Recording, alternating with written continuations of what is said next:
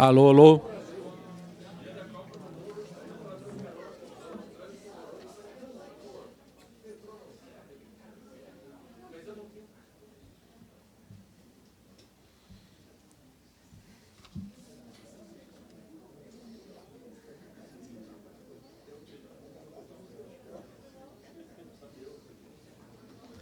Pedir para tomarem seus lugares, por favor, vamos iniciar.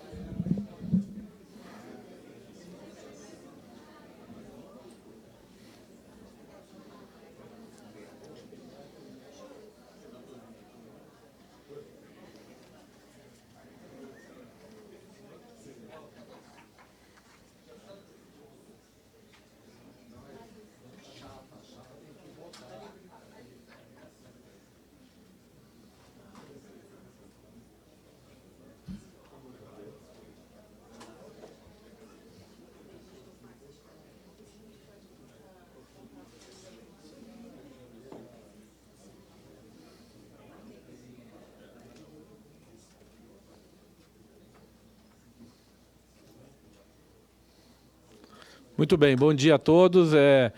Vamos iniciar esse evento com o nosso briefing de segurança. Pedir para o pessoal aí da comunicação projetar aí um briefing de segurança para todos nós vermos. Vamos lá. Nossas boas-vindas. Você está no 26º andar. Nosso evento já vai começar. Mas antes, temos um recado para você. Por favor, em caso de emergência ou necessidade de abandono do prédio, fique atento à rota de fuga a partir desta sala. Os extintores de incêndio e as saídas de emergência estão estrategicamente posicionados. Ao localizar a recepção do andar, dirija-se à saída de emergência. Vire à direita e utilize as escadas. Agora que você já ouviu as nossas orientações de segurança, lembre-se, não é permitido fumar neste local. Já silenciou seu celular? Agora, aproveite o evento e siga sempre as nossas redes sociais e acompanhe o nosso site. Agradecemos a sua atenção. Muito bem, bom dia a todos. Eu sou Roberto Ardengue, presidente do Instituto Brasileiro de Petróleo e Gás. Queria, em nome do BP, primeiro agradecer a presença de todos vocês aqui hoje. Esse evento se realiza em cooperação com o SEBRE. O IBP e o SEBRE são duas entidades que estão trabalhando em conjunto em temas que digam respeito à nossa indústria, dentre eles o tema da transição energética. O SEBRE é uma entidade com atuação muito grande na área não só da diplomacia, das relações internacionais. Eu mesmo, como diplomata, tive a oportunidade de presenciar o nascimento do SEBRE alguns anos atrás, não vou falar quantos anos, senão alguém vai identificar a minha idade, mas sempre fui um grande entusiasta do SEBRE, da necessidade do Brasil ter um think tank que realmente pensasse o Brasil no seu posicionamento internacional, na sua inclusão nos grandes temas da cena internacional. E vejo com muito orgulho e queria deixar aqui registrado para a equipe do SEBRE que nos acompanha aqui a nossa alegria de poder contribuir e trabalhar junto com o SEBRE nesse importante projeto que é a divulgação desse trabalho ligado ao cenário da transição energética brasileira e à questão da neutralidade de carbono até 2050. O setor de óleo e gás, que nós representamos aqui com muito orgulho, é um setor que não só reconhece o seu papel como um grande emissor de CO2 e de gases de efeito estufa, mas também é um setor que tem procurado de maneira muito forte se reinventar, se reorganizar, no sentido de apoiar essas metas ambiciosas, mas que são absolutamente necessárias, fixadas, inclusive, pelo Acordo de Paris. Então, o setor de óleo e gás, especialmente o setor de óleo e gás brasileiro, tem mostrado muita resiliência. Nós temos exemplos de coisas importantíssimas sendo realizadas nessa área, né? Quero lembrar que os combustíveis fósseis ainda são responsáveis por cerca de 80% da energia primária gerada no mundo, né? No Brasil é 43% da energia primária necessária para o dia a dia dos brasileiros vem dos combustíveis fósseis. Então, nós temos uma importância muito grande para o dia a dia das comunidades, o dia a dia da sociedade brasileira mundial, e queremos fazer isso da maneira mais correta possível e mais ambientalmente sadia. Há muito espaço para que isso seja feito, e é nesse contexto que a gente vê essa cooperação com o SEBRE e vemos como é que a gente pode progredir. Queria registrar aqui também a presença do meu presidente do meu conselho de administração, o diretor da Petrobras, Rafael Chaves. Obrigado, Rafael, por estar presente aqui, né? E eu vou passar, sem mais delongas, agora a Rafaela, gerente executiva da Petrobras e também Senior Fellow do SEBRE, para que possa montar o painel e a gente possa ouvir. Sei que está todo mundo interessado em conhecer mais esse excelente trabalho. Se todos não pegaram ainda, por favor, peguem ali atrás um exemplar desse programa de transição energética e desse cenário que a gente está vendo para 2050. Então, muito obrigado de novo pela presença. Estamos muito orgulhosos de receber todos vocês aqui no IBP hoje. Obrigado.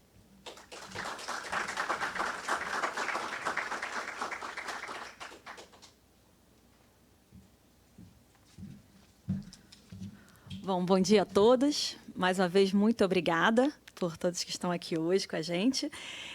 A gente está fazendo aqui uma fala no Rio, certamente a gente vai estar em São Paulo, vamos a Brasília, a ideia é que a gente consiga fazer a divulgação mais ampla, porque isso aqui, esse projeto, acho que ele é a muitas mãos e, para mim, quase um filho, que a gente veio aí gestando ao longo dos últimos 2 anos, em parceria SEBRE, BID, EPE, diversas empresas do setor de energia, e realmente o objetivo é que a gente possa ter o máximo de discussões, o máximo de interação entre os agentes dessa nossa indústria de energia para realmente fazer uma transição eficiente para o Brasil. Então, com isso, eu chamo aqui Clarissa Lins, conselheira do SEBRE, sócia fundadora da Catavento.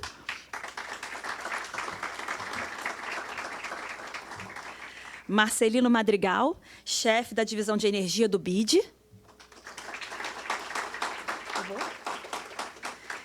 Tiago Barral, presidente da EPE. André Clark, também conselheiro do SEBRE e vice-presidente sênior da Siemens América Latina. Bom, eu vou passar a palavra, começando aqui com a Clarissa. Esse projeto nasceu nas mãos da Clarissa e depois a gente conduziu. Então, começa com você, Clarissa. Obrigada.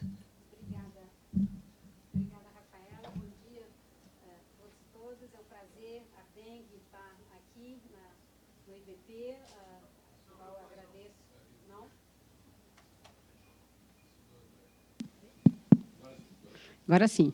Então, obrigada, bom dia a todos e todas. Um prazer estar aqui no IBP, essa casa a qual eu sou tão próxima pessoalmente, mas aqui falando hoje em nome do SEBRE, como conselheira do SEBRE, agradecendo a gentileza do IBP receber aqui o nosso evento.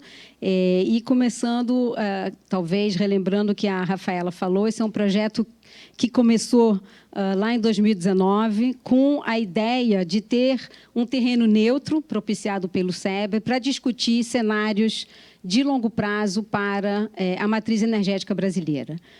Então, após algumas interações, o SEBRE conseguiu mobilizar o BID, a qual, enfim, em nome do SEBRE, eu agradeço, a EPE, e juntos, o Núcleo de Energia do SEBRE, presidido até, então, pelo Jorge Camargo, que não pôde estar aqui hoje, começou a estruturar o que seria o desenvolvimento de cenários de longo prazo para o Brasil. Esse é um projeto inovador, na sua essência, porque ele junta entidades independentes, fortes, representativas de vários setores da indústria brasileira, mas também na entidade multilateral, como o BID, para pensar fora da caixa, para pensar em adição aos cenários que existem, que são desenvolvidos no mundo, que são muito centrados apenas nas emissões oriundas do uso de energia e que não guardam, enfim, não trazem um aspecto que no Brasil é particularmente importante, que diz respeito ao uso da terra. Então, aproveito, o professor Scheffer está aí, para agradecer professor Sclo e Scheffer, que foram identificados ainda quando eu estava lá no SEBRE, como sendo o braço técnico que poderia desenvolver o modelo. Como os professores sempre nos lembram, o único modelo no hemisfério sul a rodar modelos de transição energética, cenários de demanda por energia aceitos pelo IPCC e com o rigor técnico que a ciência brasileira nos proporciona.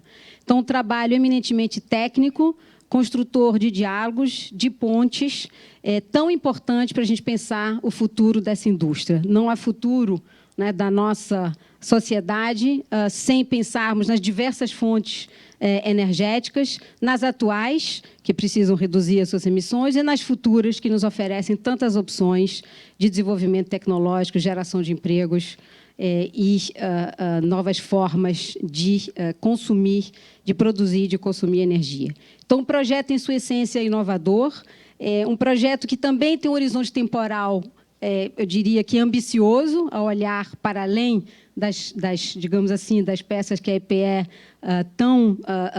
eu acho que tecnicamente, solidamente, nos proporciona aqui no Brasil, como o PDE, complementar ao PNE, né, Tiago? Mas um olhar muito aderente ao que a ciência climática nos pede, que é de que forma podemos ofertar diversas fontes de energia, limitando o aumento da temperatura a 1,5 graus.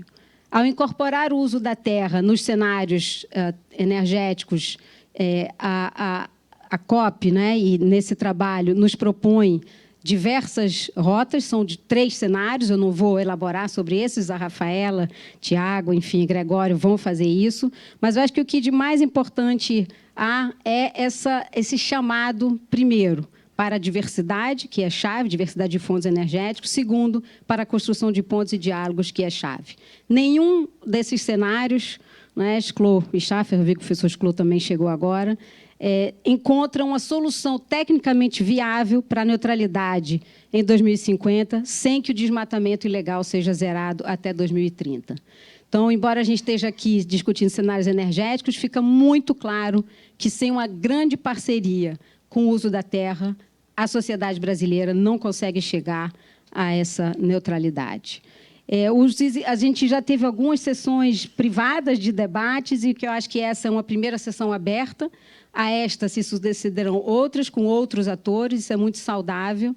E acho que a gente tem que fazer desse um pontapé inicial para realmente pensar o futuro da energia daqui para frente, incorporando outros elementos. Aí já é a nossa provocação para o que pode vir por aí. Qual é o papel do Brasil no contexto global? Será que a gente pode ser mais audacioso em ir por rotas tecnológicas para as quais tenhamos vantagens competitivas? A bioenergia, claramente, é uma delas, mas hidrogênio verde pode ser outra, CCUS pode ser outra, por que não pensar grande nesse contexto internacional? Como tentar incorporar preferências do consumidor? E, Giovanni, a gente tem vários debates sobre a eletrificação da mobilidade e o ritmo que ela terá aqui no Brasil. Tem boas provocações também aqui nesse trabalho. E de que forma empresas e políticas públicas podem definitivamente trabalhar juntas para conseguir resultados eficientes para a sociedade brasileira. Esses modelos são modelos baseados no menor custo, no custo mais eficiente das soluções encontradas. Nem sempre isso é possível. Muitas vezes a sociedade tem que pagar um custo que não é, para os economistas, dito como mais eficiente, mas faz parte dessa combinação do que é possível, não necessariamente do que é ideal. Então, com isso, eu agradeço ao SEBRE pela oportunidade de estar aqui representando o Conselho Curador do SEBRE. Camargo, que é o nosso líder nessa área, infelizmente teve um impedimento em São Paulo, mas estou muito bem acompanhada aqui do André, e juntos agradecemos as nossas empresas patrocinadoras que estão aqui representadas, Shell, Engie, Siemens Energy, Neoenergia, e Equinor. Então, agradeço. Sem o patrocínio dessas empresas, não teria sido possível também conduzir esse estudo a contento. Então, obrigada, e passo agora a palavra para Marcelino, chefe da Divisão de Energia do BID. Obrigada.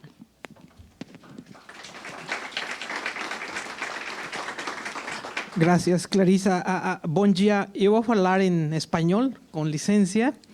Muy buenos días a todos. Es verdaderamente un placer estar aquí con ustedes, Clarisa. Muchísimas gracias. Gracias al Instituto también del Petróleo.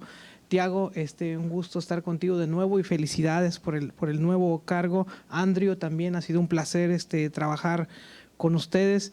Como ustedes saben, este es un programa de asistencia técnica, ya lo mencionó Clarisa, que tiene más de 2 años, una plataforma colaborativa de múltiples actores de la industria para discutir de manera, digamos, consensuada, viendo los diferentes puntos de vista sobre la transición energética en Brasil. Y más allá de las partes mencionadas, ha habido muchísimos colaboradores de la industria, del sector público y privado, participando, dando inputs técnicos, ideas, visiones, riesgos, oportunidades en los potenciales escenarios de la transición para Brasil.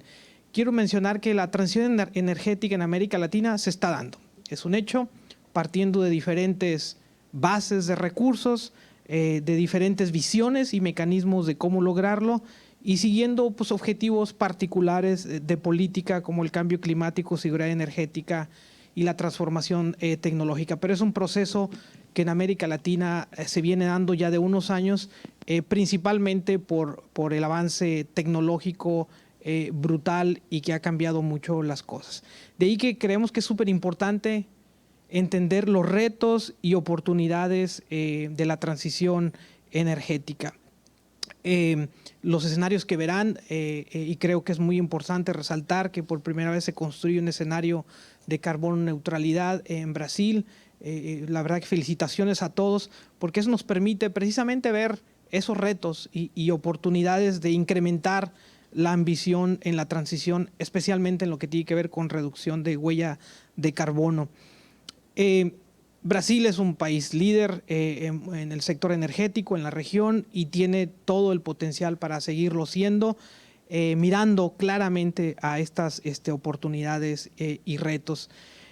Solo para dar un ejemplo de estos retos y oportunidades y mirando un poco el contexto mundial y también en América Latina, un dato que a mí siempre me impresiona mucho y que es bueno verlo porque a veces la tecnología nos está impresionando más de lo que creíamos.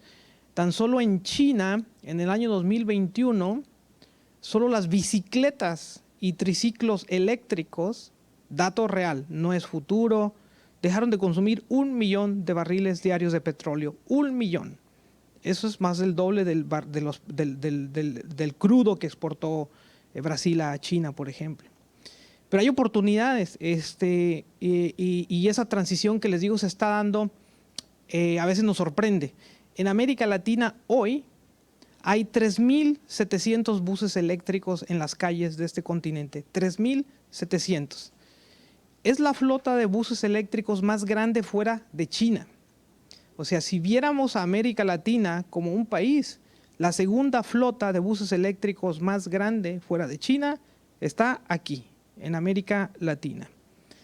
Hace algunos años, toda la manufactura de buses eléctricos venía principalmente de Asia, no había nada de manufactura local y hoy Brasil, con la manufactura ya de buses eléctricos en este país, tiene aproximadamente el 7% del mercado de los buses eléctricos. Entonces vemos ahí los retos, pero también las oportunidades de transformar, digamos, nuestras industrias para aprovechar precisamente las oportunidades de la transición. La transición pues, requerirá de nuevos mecanismos para desplegar nuevas industrias, especialmente en el lado de demanda, fortalecer las capacidades, crear nuevos modelos de negocio. Los buses eléctricos, por ejemplo, en América Latina, han llegado con modelos que se parecen mucho a los que hicimos en el sector eléctrico, ¿no? Modelos de largo plazo para atraer inversión a costos bajos, y creo que el sector energético tiene mucho que aportar en estas nuevas fronteras, como la movilidad del hidrógeno verde, los biocombustibles de nueva generación. La transición requerirá que sea justa, no se puede dejar a nadie detrás. Y en América Latina aún hay 16, 18 millones de gente sin electricidad. No podemos estar hablando de coches eléctricos, hay que hacerlo, pero mientras aún hay gente sin electricidad. Y las transiciones tienen que generar muchos ganadores y pocos perdedores para que sean posible. Entonces, de aquí que creemos que este reporte es un buen insumo para discutir cómo lograr que una transición beneficie al mayor número de las partes involucradas. Sin más, la verdad que agradezco a todos ustedes, espero que el estudio sea un buen insumo para discutir de manera abierta con todos los actores de la industria y de nuevo la verdad que es un placer estar aquí con todos ustedes. Muchísimas gracias.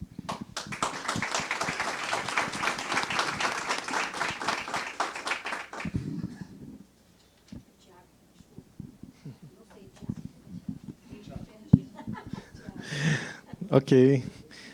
Bom, muito bom dia a todas, a todos. Agradecer a Ardengue pela casa aqui, nos receber e para esse evento que, para nós, né, que estamos envolvidos nesse projeto há tantos anos, é realmente um momento muito importante de organizar e ter a oportunidade de comunicar tudo aquilo que foi produzido.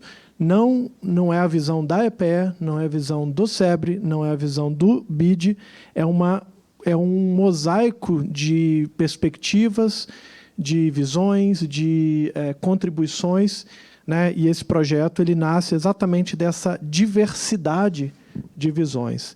Quero cumprimentar aqui Marcelino pela parceria com o BID, também a SEBRE, a Júlia está aqui também, que nos apoiou desde o início, e toda a equipe do SEBRE. E deixa eu fazer alguns comentários que eu gostaria de pontuar. Bom, primeiro, você tem falado, a gente ouviu aqui, né, que esse é um projeto de 2 anos. Eu acho que ele tem mais tempo. Ele tem mais tempo de gestação, né? 2 anos desde que ele foi da assinatura, né? Mas eu me lembro lá em Brasília, né, André? A gente estava num evento lá e começamos a conversar. A gente vinha na EPE de um processo de discussão de como concluir o Plano Nacional de Energia 2050. E a vontade de dar um passo além, de construir outros cenários, usar outras metodologias para complementar o Plano Nacional de Energia 2050, que veio a ser publicado em 2020, depois aí de mais de 5 anos de trabalho.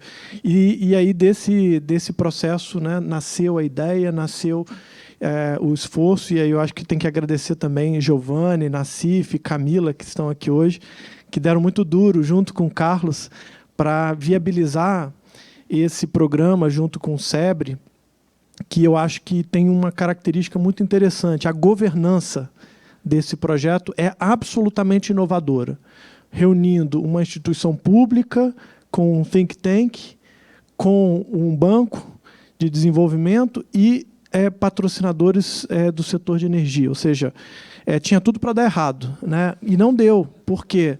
Justamente porque a proposta era trabalhar a diversidade de perspectivas, né? E eu acho que disso sai um projeto espetacular, um resultado muito rico e muito, eu acho que muito útil, porque ele não silencia nenhuma dessas visões tão plurais sobre o processo de transição, né?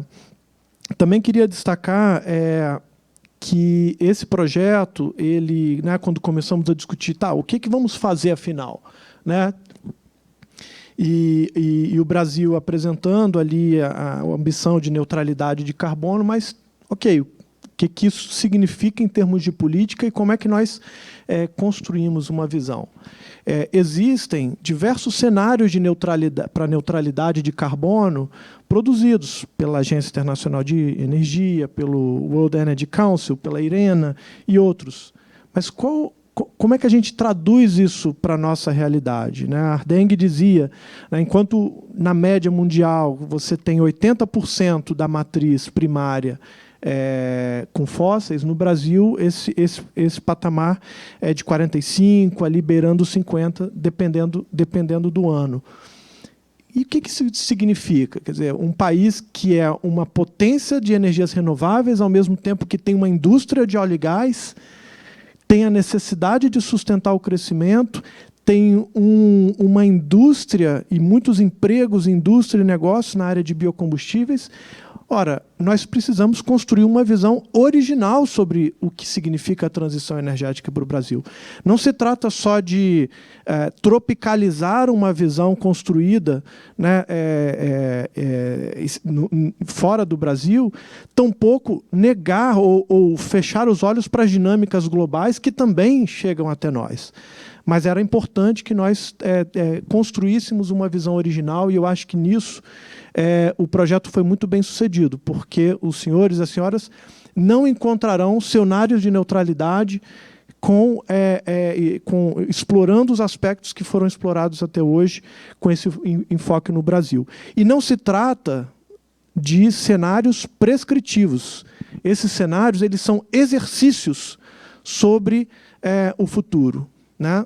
E cabe a cada um de nós, seja pelo lado da formulação das políticas, seja pelo lado dos planos de negócio, das estratégias de negócio, acreditar que essas transformações que estão ali são possíveis e implementar ações, ou contestar aquele futuro e produzir e colocar em marcha esforços que vão alterar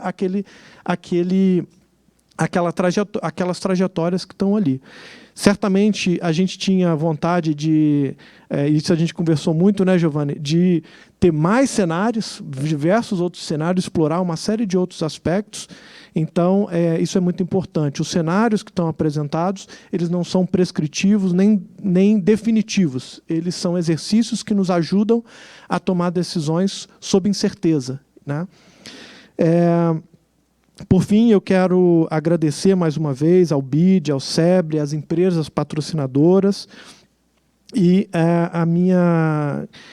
destacar o seguinte, e a equipe da EPE, aqui com a liderança do diretor Giovanni, mais várias outras pessoas, e eu estou vendo aqui o Nassif, o Gustavo Nassif, a Camila, a Patrícia, todos que deram uma contribuição para esse projeto, e dizer que hoje eu estou aqui falando clandestinamente em nome da EPE.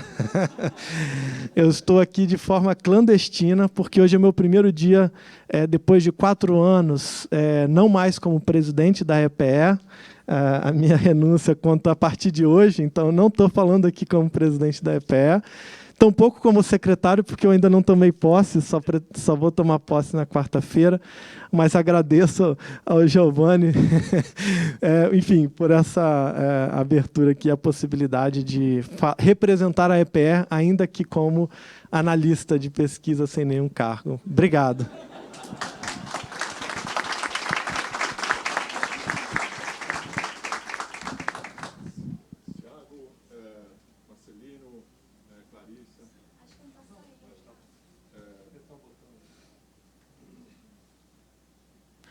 Tiago, Marcelino, Clarissa, como testemunha ocular da discussão, eu queria contar onde nasce essa questão. Lá em 2018, nesse evento, um diretor do BID presente também, em que o Tiago colocava para a gente, Marcelino, a necessidade de diálogo, uma vez que a EPE, ao colocar planejamentos, é um planejamento indicativo e a sociedade reagiria diretamente a esse planejamento indicativo. Precisava de um espaço que se pudesse debater cenários distintos. Precisava ter paz para debater, isso era 2018. Chama a atenção a nossa escolha em fazer esse projeto num centro de relações internacionais, ainda em 2018. O Tiago já precisava de um ambiente plural e, talvez, no ambiente das discussões de relações internacionais, é onde as discussões talvez se dariam ainda mais pluralmente. Por quê? Porque não iriam estar dentro de uma perspectiva unilateral da questão. De lá para cá, nós passamos e a EPE apresentou o planejamento 2050, apresenta esse planejamento numa das maiores crises hídricas que o país já viveu, foi durante essa crise hídrica, a gente passou por isso, o mundo em guerra, uma polarização singular e a escolha brilhante do BID em apoiar, dentro de um centro de relações internacionais, em que o diálogo não é só interno e agora cada vez mais global, a importância do Brasil ter os seus cenários discutidos com a sua sociedade, porque temos uma questão, uma situação singular. Semana passada, a nossa matriz elétrica chegou a 92% de renováveis. Isso é uma singularidade que nos chama à realidade o tempo inteiro. Não tenho a menor sombra de dúvida que qualquer plano de desenvolvimento do nosso país passará por uma política industrial verde do século XXI, olhando o mundo. E, por último, toda a questão do hidrogênio verde, quando eu contava isso para o Tiago lá atrás, ele olhava para mim e falava, essa é coisa de hippie, André, isso é coisa de alemão louco aí, que vocês... Né, faz com que um país, isso é raríssimo acontecer, tenha que planejar seu sistema elétrico para olhar o planeta, não olhar apenas a sua dimensão doméstica.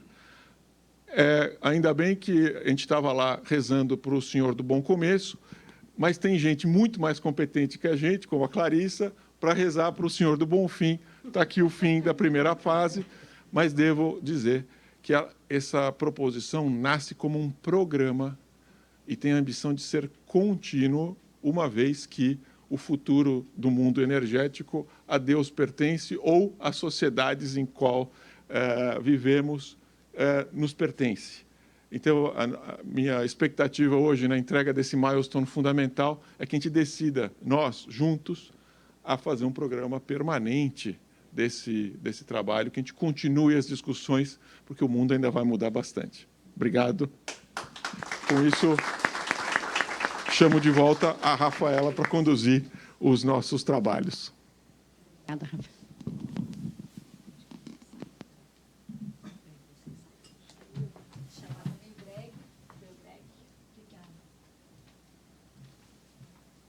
Bom, a ideia a gente vai passar, combinamos assim, ó, fazer a 3 mãos.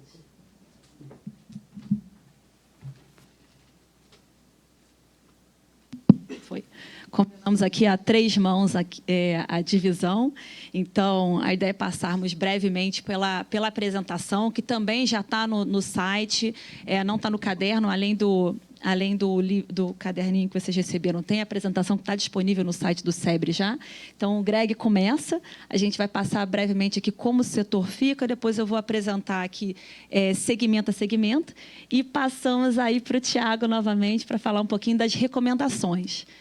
Então, sem mais delongas, eu começo com você, Greg. Bom dia a todos e a todas. É um prazer enorme estar aqui, chegando ao final desse primeiro ciclo, né, de compartilhamento dos resultados com a indústria, com a comunidade como um todo. Quero ressaltar aqui o agradecimento a todas as instituições que tornaram possível esse programa. Então, o BID e a EPE, que estruturaram e confiaram no SEBRE para conduzir, né, e ser o maestro desse programa. A todas as empresas, instituições que se juntaram a gente ao longo do caminho, que não apenas aportaram recurso, mas aportaram esforços e aportaram conhecimento para construir essa visão plural. Então, gostaria de citá-los, né, a Andi, a Equinor, a Neoenergia, a Siemens Energy e BMA. E é isso. Vamos olhar os resultados, então. E a Shell, desculpa. Estão todos listados, perdão. Eu também quero ser repetitivo aqui para justificar o porquê dessa metodologia que está em tela. Então, assim, Tiago, Clarice exaltaram muito bem, né, qual que era o objetivo desse programa. Era ser um programa inovador, em 2 sentidos. No primeiro, que não era para se somar novos cenários aos cenários que existiam, e sim construir um cenário inovador da perspectiva brasileira, não uma tropicalização. E aí, o que significa fazer essa perspectiva brasileira? Considerar o ponto de partida, a realidade, as potencialidades e os limites dos caminhos de descarbonização no Brasil. Um segundo objetivo também, ao pensarmos no aprofundamento da metodologia para a construção desses cenários, era converter o projeto numa grande arena de debate. Como dito pela Clarice e pelo Tiago, uma arena em que a gente pudesse congregar diferentes perspectivas e visões, transformar preliminares dissensos e divergências e potenciais convergências, quando possível. E a riqueza da diversidade de visões é que torna a riqueza dos resultados desse programa. Então, para conseguirmos esses dois objetivos, a gente pensou num percurso, numa trajetória, em que, no primeiro momento, partimos de ampliar o leque, que a gente chamou de divergência, identificando tendências e incertezas críticas. Passamos para um segundo momento de aprofundamento, de priorização, porque também você listar 30, 50 variáveis, você depois não consegue ter uma consistência, e aí sim construir narrativas e a quantificação dessas trajetórias consistentes de visão futura de descarbonização para a economia brasileira. A fase de divergência ela consistiu, como eu disse, em identificar incertezas críticas. E o que é incertezas críticas? São aquelas variáveis, aqueles vetores de descarbonização de grande incerteza, como o próprio nome diz, mas de grande impacto. Então, foi feito um conjunto de 7 seminários, 7 webinars, passando por toda a cadeia energética, passando pela especificidade da transição no mundo, pela especificidade da transição no Brasil, olhando o setor elétrico, olhando o setor de óleo e gás, olhando a bioenergia, olhando o desafio da descarbonização das cidades e dos transportes, da indústria e dos setores de difícil descarbonização. Então, essa foi a primeira fase. A segunda fase, de posse dessa lista de incertezas críticas, passamos por um filtro de priorização. Quais daquelas incertezas críticas têm a maior motricidade? E o que significa maior motricidade? Aquelas variáveis a partir das quais eu desenhar trajetórias futuras, eu consigo explicar as demais. Então, fizemos aí esse exercício de motricidade através de 2 ferramentas. Um seminário de ideação de 3 dias, na qual a gente contou com 30 instituições, desde produtores de energia, comissionadores de energias e grandes consumidores, bem como consultorias. E depois a gente aplicou um filtro de matriz de impacto cruzado, a partir do qual a gente pôde identificar essas grandes incertezas críticas e delas construir narrativas e, sim, as funções objetivas e os caminhos dos 3 cenários que hoje estamos apresentando para os senhores e senhoras. E a terceira fase é exatamente isso, definição de premissas, definição da estratégia de modelagem e de otimização e as histórias e os resultados finais. Então, foi esse caminho percorrido aí nos últimos 2 anos para alcançar esses resultados. Então, quais são os 3 cenários que nós temos? O primeiro cenário, que a gente chamou de Transição Brasil, ele parte do reconhecimento dos compromissos brasileiros perante a comunidade internacional, na nossa NDC, e busca identificar, a partir dos recursos energéticos, da infraestrutura estabelecida, das expectativas de custos futuros, qual é o melhor caminho, que a gente chamou de custo eficiente, para alcançar, o Brasil entregar esse compromisso de alcançar a neutralidade de gases de efeito estufa em 2050. Esse é o primeiro cenário, Transição Brasil. O segundo cenário, ele é uma derivação do cenário Brasil, e a gente chamou de transição alternativa, com 2 pequenas diferenças. Uma, a gente impôs uma restrição relacionada ao impacto da mudança climática no próprio setor de energia. Sabemos que o clima vai mudar, isso já tá posto, e certamente isso vai implicar, por exemplo, menor disponibilidade de espaço hídrico. Então, a gente considerou, não na sua totalidade, mas parte dos impactos da mudança climática sobre a capacidade de geração de energia. E uma segunda restrição, derivação que a gente fez no cenário alternativo, foi o reconhecimento, que nós sabemos, da nossa miopia sobre as trajetórias futuras tecnológicas. Eu brinco, né, se a gente voltar 20 anos atrás, o que era a expectativa de eólica ou solar hoje? Muito aquém do que efetivamente aconteceu. Então, o cenário de transição alternativa, ela busca lidar com essa miopia sobre o futuro e fazer premissas mais otimistas ou mais pessimistas em relação a algumas tecnologias. Então, nesse cenário, a gente limita o desenvolvimento do CCS, mas a gente amplia, como o André falou, a perspectiva sobre o papel que o Brasil tem no fornecimento de hidrogênio verde para o mundo. A gente acelera a eletrificação da frota como uma visão alternativa do cenário Brasil, e entre outras modalidades de alternativa tecnológica. Então, esse cenário dá conta dessas 2 questões. E, por fim, o terceiro cenário, ele já não parte mais, tanto o cenário 1 quanto o cenário 2 são cenários de otimização para o contexto brasileiro. Já o cenário 3, ele não otimiza o Brasil, ele otimiza o mundo. Depois a gente vai explicar o porquê disso. Então, essa é uma trajetória em que o Brasil contribui dentro de uma cadeia global para o alcance do Acordo de Paris e, portanto, para o limite de aumento de temperatura em 1,5 graus até o final do século. Na prática, o que isso significa? Significa que o mundo, numa congregação multilateral harmônica, identifica o orçamento de carbono que nós, sociedade humanos, temos. Esse orçamento de carbono ele é desdobrado para cada país e o Brasil tem um orçamento de carbono derivado dessa concertação internacional, a partir da qual a gente otimiza e tem esse terceiro cenário que a gente chamou de transição global. Então, percebam que são 3 trajetórias, então 3 estratégias, 3 cenários distintos para o mesmo objetivo. Alcançar a neutralidade de carbono no horizonte de 2050, em linha com o cumprimento do Acordo de Paris, mantendo o aumento da temperatura em 1,5 graus até o final do século. Também a gente pode olhar, como foi dito aqui, né, esses cenários foram hospedados dentro de um centro de relações internacionais. Uma forma alternativa ou complementar de verificar, de entender os cenários, é olhar a dinâmica econômica e geopolítica que está por trás e está no contorno desses cenários. Então, a transição Brasil e transição alternativa, ele parte do entendimento que as fissuras nas cadeias globais, elas se aprofundam ao dilaceramento de parte dessas cadeias globais. O foco da dinâmica econômica produtiva, ela se reorienta para arranjos regionais, acordos regionais, como desdobramento, né, do movimento que a gente tem observado de reshoring e nearshoring. Então, essa é a dinâmica. Foco em arranjos locais e regionais e cooperação também regional. Em contrapartida, a transição global, como eu já antecipei para os senhores e para as senhoras, ele parte de uma revitalização das cadeias globais. Então, toda essa dificuldade de arranjo econômica, de distribuição do bem-estar entre os países, de distribuição da produtividade, ela é consertada. Você, paralelamente, tem um frescor sobre as instituições multilaterais. Então, todos os conflitos que existem, eles são resolvidos. E aqui você tem uma grande cadeia global que, por sua vez, se desdobra numa governança global efetiva para o cumprimento de Paris. E aí, sim, os países conseguem fazer a alocação eficiente do orçamento de carbono e como sociedade humana, a gente consegue ter a melhor trajetória do ponto de vista de redução das emissões ao menor custo possível. Então, esse é o arranjo. Outra forma também aqui que o quadro nos mostra qual que é a estratégia, né, de descarbonização, e que está na modelagem. Cenário 1 e cenário 2, né, transição Brasil, transição alternativa. É uma otimização com contexto brasileiro, ótimo Brasil, com menor custo, em que a neutralidade é alcançada em 2050.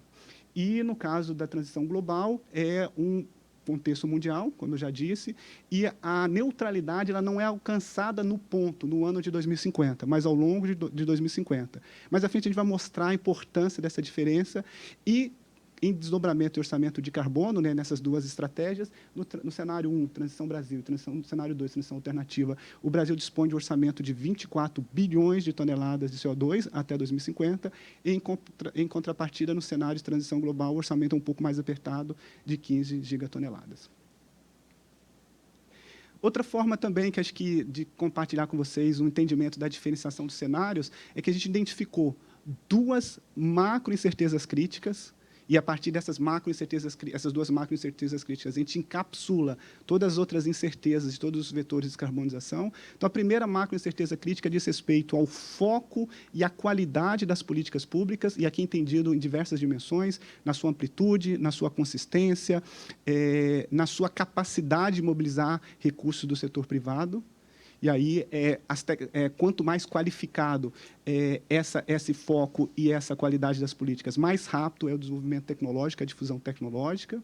E uma outra macro-incerteza crítica identificada no projeto e ratificada pelas próprias empresas que tiveram presente na fase 2, que é a identificação, e também, isso muito importante, ressaltado na literatura de desenvolvimento econômico, que é a formação de consensos no seio da sociedade.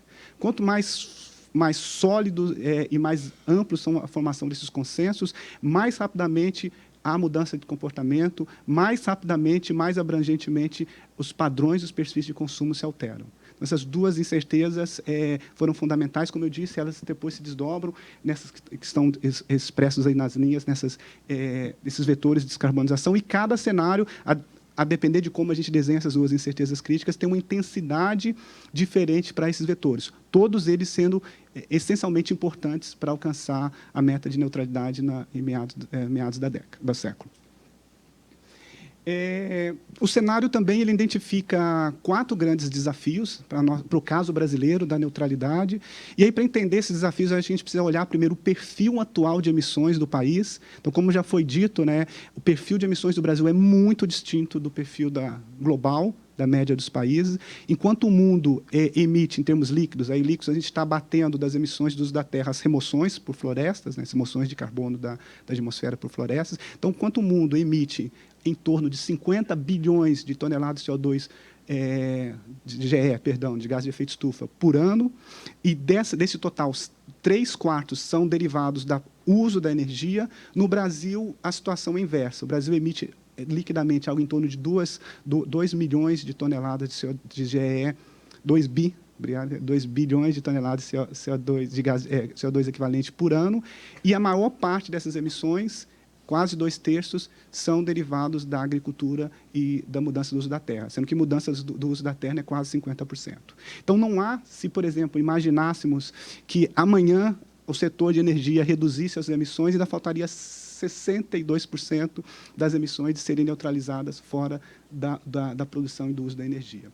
Quando a gente olha, isso também é muito importante aqui, para depois a gente entender os desafios da neutralidade, quando a gente olha as emissões absolutas do setor de energia, do uso da energia, melhor dizendo, não do setor do uso, em 2021, o Brasil emitiu 434 milhões de toneladas de CO2 equivalente na produção e no uso de energia. O que a gente observa?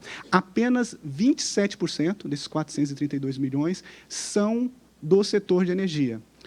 17% associado à geração de energia elétrica e 10% à produção e refino de petróleo. Então, apenas 27% está associado à indústria de energia, enquanto 73% está associado ao consumo de energia e, portanto, ao perfil e os padrões de consumo estabelecidos na sociedade. Por isso, todas aquelas coisas que eu disse anteriormente são muito importantes. Entendido esse perfil de emissões, a gente pode, então, entender quais são os desafios da neutralidade. Primeiro, o Brasil percorrerá uma trajetória de neutralidade num contexto de crescimento da demanda por energia. O Brasil tem carências, né, na sua sociedade a serem atendidas, carências materiais. Então, a descarbonização se dá no contexto de crescimento da energia. Segundo, como já tem antecipado pela Clarissa, dado 50% de emissões, se o país não eliminar o desmatamento legal ao longo dessa década, a gente exaure o país exaure o seu orçamento de carbono e não tem, tecnicamente, possibilidade de alcançar a neutralidade no horizonte de 2050. A terceira vetor, né, como a Rafaela vai mostrar na sequência, existe uma série de novos vetores energéticos que vão ser necessários serem promovidos. Então, também é preciso atualização e criação de marcos institucionais e regulatórios para apoiar o desenvolvimento desses vetores energéticos e, como desdobramento disso, novas tecnologias e infraestruturas precisarão ser alavancadas e a sua escala acelerada para alcançar as soluções, todas elas identificadas nesse programa. Aqui eu já parto, então, para os resultados dos 3 cenários. Essa é uma figura que todos vocês conhecem, né? Uma forma de sintetizar o resultado na parte de energia.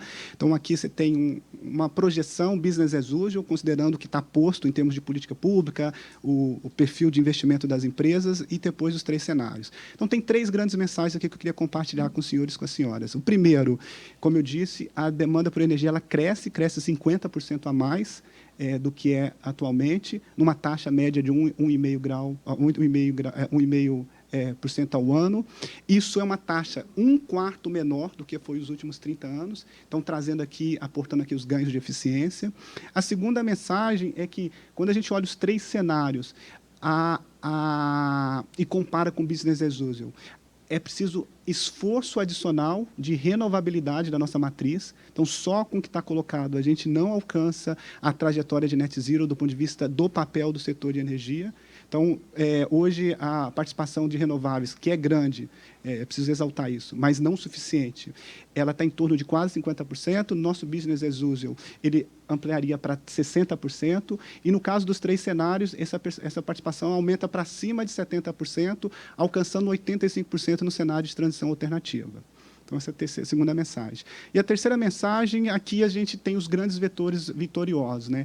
Eólica e solar continuam protagonizando a expansão do setor de geração de eletricidade. Então, eles lideram a maior parte da expansão da capacidade, e bioenergia é aquele vetor energético nas suas diversas formas, e aqui depois a gente vai detalhar mais, não é apenas etanol e biodiesel, mas uma série de novas gerações de bioenergia.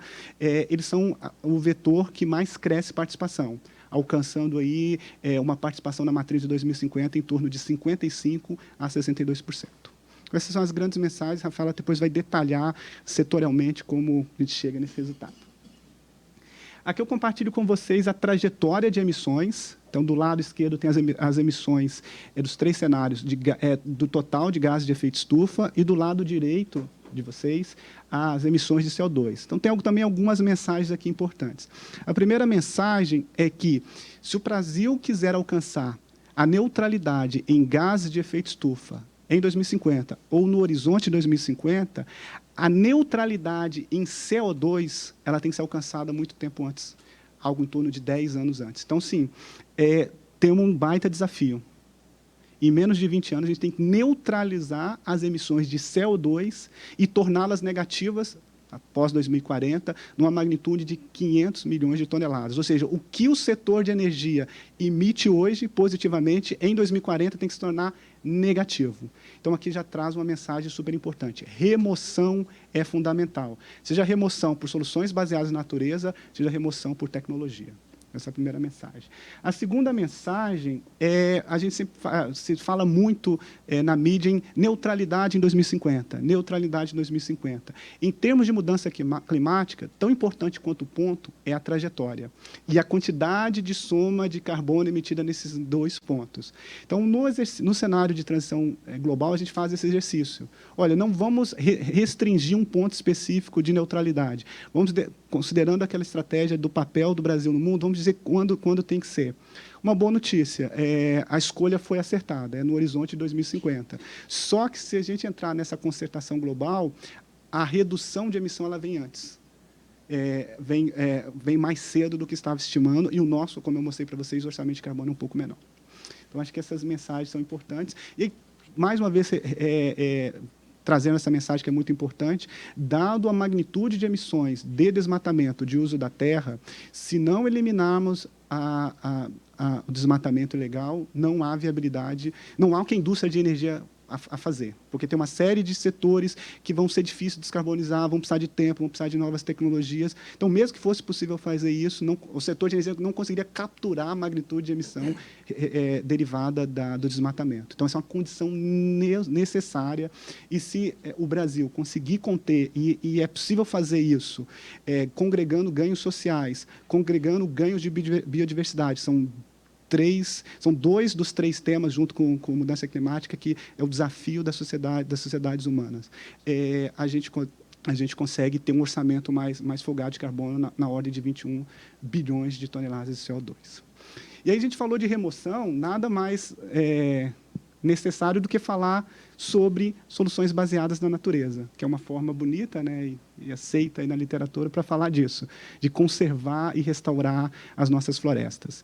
E que é uma medida necessária. O IPCC, aqui eu estou reproduzindo, não são falas nossas, ela identifica que 1/3 das emissões, da redução de emissões até 2030, vão vir de soluções baseadas na natureza. Utilizar soluções baseadas na natureza torna a transição mais rápida e mais barata, além de todos os ganhos que eu mencionei em termos de natureza e ganhos sociais. O Brasil está muito bem posicionado nessa agenda. 20% do potencial global de soluções baseadas na natureza estão aqui. Então, é uma oportunidade, ao mesmo tempo que é um desafio grande, a gente sabe que isso não é trivial, reduzir o desmatamento tem uma baita oportunidade. E aqui não é um chavão, é uma oportunidade efetiva. E o Brasil pode fazer isso sem criar conflitos em termos de produção de alimentos e também no nexo de energia que a gente também identificou a partir das soluções baseadas na natureza. E como pode ser feito isso?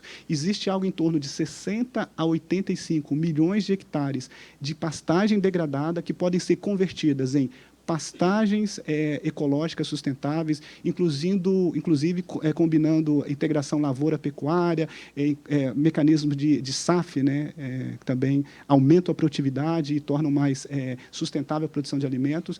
Converter também parte dessa magnitude em florestas nativas, com todos os ganhos de biodiversidade, e também, muito importante, depois Rafa vai falar mais detalhes, converter uma parte dessas áreas degradadas em florestas plantadas agroenergéticas, fornecendo feedstock para os novos biocombustíveis que podem ser produzidos. Então, eu termino a minha fala com essa mensagem muito positiva. É um desafio grande, mas com uma baita oportunidade para o país.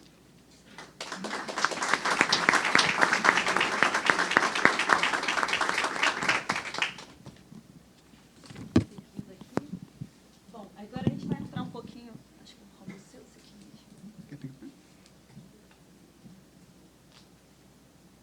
Visto esse panorama geral, a gente começa agora a olhar com um pouco mais de detalhe o setor ao setor.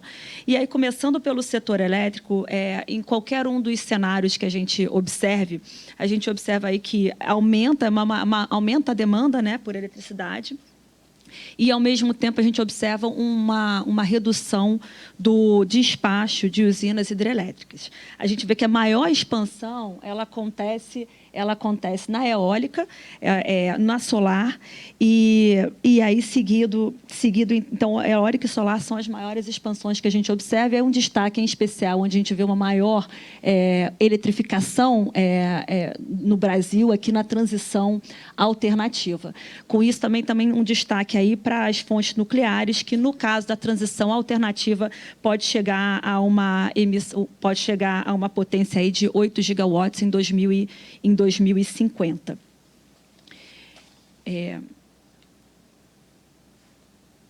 Aqui também, quando a gente olha no setor elétrico, engraçado, se puder passar... que eu acompanho na mesma velocidade. Um destaque aqui para fazer esse aumento, então, com toda a eletrificação esperada para as próximas décadas, uma outra parte importante, e não menos importante aqui, é a necessidade de expansão das linhas de transmissão. Aqui, de novo, o destaque para o caso da transição alternativa, onde a gente vê uma grande penetração aí da eólica. É necessário aumentar, esse aumento chega até 57% aqui no cenário de transição alternativa aqui para as linhas de transmissão. Então, acompanhando o aumento da eletrificação, também um aumento aí no setor elétrico das linhas de transmissão ou infraestrutura, como Gregório mencionou. Na parte do petróleo, isso aqui também apareceu forte, quando a gente olha o balanço de petróleo, mesmo quando, em todos os nossos cenários, a gente percebe uma persistência do uso do petróleo ao longo da década de 30, de 40 e de 50. Aqui um destaque fica para a tripla resiliência do petróleo brasileiro. Então, quando a gente está falando do petróleo com uma economicidade e também com uma baixa pegada de carbono. Então, comparativamente com o mundo, isso aqui também não dados nossos, mas Rystad, a gente pegou a partir de um dado da Rystad, em média, um barril produzido mundialmente em torno de 22 quilos de CO2 equivalente, para um petróleo brasileiro que está, em média, em 15, chegando a, por exemplo, no caso do pré-sal brasileiro, 10 quilos de CO2 equivalente por barril. Então, olhando esse balanço mundial, o petróleo ele continua sendo importante, sendo necessário ao longo dessa transição, apesar de observarmos que, progressivamente, você tem uma demanda menor. E aí, uma outra observação importante aqui ele reduz significativamente o uso de petróleo no Brasil, enquanto que, então, a gente tem uma exportação, a tendência é de uma exportação maior desse óleo para outras regiões do mundo. Então, esse foi uma conclusão que, qualquer um dos cenários que a gente observe, isso fica evidente. Um outro ponto aqui, para o gás natural, também uma tendência de persistência do gás natural na matriz. Agora, com o consumo na parte de setor de transportes, ele continua sendo marginal, reduz o consumo de gás natural no setor elétrico e a gente aumenta o consumo de gás natural para edificações e também para a indústria, né? E aí, indústria com destaque aqui para química, cimentícia, siderurgia. Aqui a gente não aparece, mas também em termos de refino, a gente vai observar aqui que uma redução do fator de utilização para o refino de derivados propriamente dito, mas aí você começa a observar nas refinarias um coprocessamento e o uso de bios cada vez mais no setor de refino brasileiro. Aqui aparece fortemente, então, nos biocombustíveis aqui no Brasil, a gente observa aí, diferente de uma tropicalização, para o caso Brasil, biocombustíveis ele aparece muito forte. Não somente, a gente olha que nas primeiras décadas de 20, 30, o biocombustível como hoje existe, né, o biodiesel e o bioetanol, mas para a década de 50 em especial, o destaque são os biocombustíveis avançados, né, cada vez mais com o uso de captura, então BECSA, captura de carbono, e aí o destaque fica para o bio-QAV e para o biobunker, um crescimento significativo aqui para o Brasil. Também o outro destaque aqui do que a gente observou é o biometano. Ele aparece como ele entra uma penetração mais forte do biometano aqui para o Brasil, em especial na década de 40 e 50, chegando a variar, aí, dependendo do cenário, podendo chegar até 19% de penetração do biometano e aproveitando a infraestrutura existente, a mesma infraestrutura que usa o gás. Outro ponto de destaque aqui do nosso trabalho, a parte de hidrogênio, e aí um forte crescimento do hidrogênio. Num primeiro momento, poderia se pensar como um uso final, mas o hidrogênio para uso final, ele aparece mais no cenário de transição alternativa. Agora, a aplicação mais interessante aqui, que o estudo apresenta muito, é a aplicação indireta do hidrogênio, né, para a formação de gás de síntese, e a partir desse gás de síntese, e a produção de biocombustíveis avançados, expressamente aí o bio-QAV e o biobunker. Na parte de transportes, a gente destaca, e aí a gente vai separar aqui os leves, a gente também vê uma eletrificação da frota por meio da substituição dos veículos hoje em circulação. Isso acontece também com mais destaque na transição alternativa. De toda forma, a gente observa aqui alternativas complementares, né? Então, um outro destaque aqui para os bios, aqui a hibridização, né? Então, veículos híbridos flex. Então, em todos os cenários, a gente vê uma penetração aí do diesel verde, dos coprocessamentos, da gasolina renovável, ele aparece fortemente. Já na parte do rodoviário, então, o modal rodoviário de caminhões, trajetos longo curso, a gente se destaca aqui os caminhões a células combustível como uma alternativa à eletrificação. Então, principalmente nessa maior rodagem, os caminhões rodando a célula combustível são um destaque aqui do nosso estudo. E, por fim, chegando aqui para dentro da indústria, que é realmente uma parte de mais difícil de descarbonização, então a gente percebe aqui uma persistência dos fósseis, né? Principalmente a fabricação para metalurgia, para a indústria cimentícia. Então a gente ainda tem aqui um forte, ainda uma persistência aqui do uso de fósseis. E no caso residencial, com todo o crescimento de renda e aí, obviamente, uma maior. Já sorte que estamos no final, né? Deu aqui um pico de energia. Mas na parte residencial e de serviços, uma eletrificação cada vez maior. E aí, com isso, a gente observa a alta demanda em todos os cenários por energia, por eletrificação, por eletricidade. Esses seriam os principais, está destacado com muito mais elementos, né? Para quem quiser fazer uma leitura rápida, eu convido a ler a parte do sumário executivo. A gente ficou na como fazemos um sumário enxuto que dê para ter essa visão mais rápida, né, do que a gente veio apresentando. E aí, a gente vai entrar aqui, então, nas nossas recomendações, que aí eu passo para o Tiago. Eu falei que eu fiquei muito feliz que está saindo da EPE e agora, como nosso secretário de Transição Energética, vai poder colocar em prática as nossas recomendações.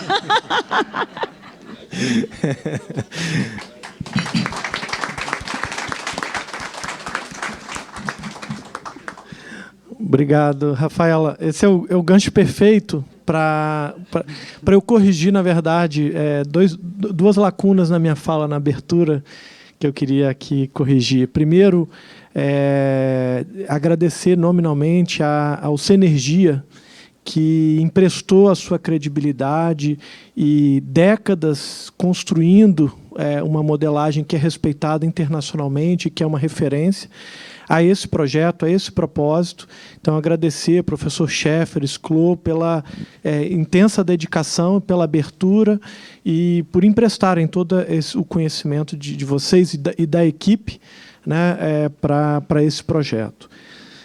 Segundo, era exatamente, eu acho que o gancho aqui para as recomendações, porque quando a gente encerra, né, uma etapa como essa, é que vem, quer dizer, a gente vai falar de recomendações para quem, né, e que tipo de desdobramento que esses resultados podem ter.